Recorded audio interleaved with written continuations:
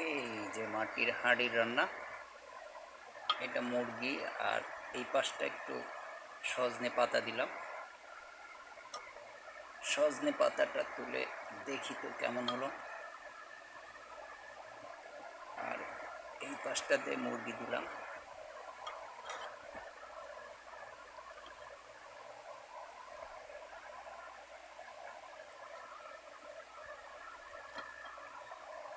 আমি ঝোলটা টেস্ট করে দেখলাম, বেশ খারাপ না, ভালোই হলো।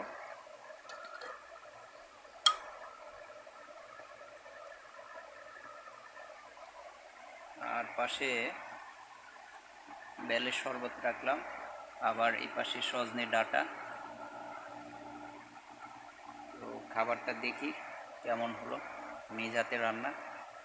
বিসমিল্লাহ।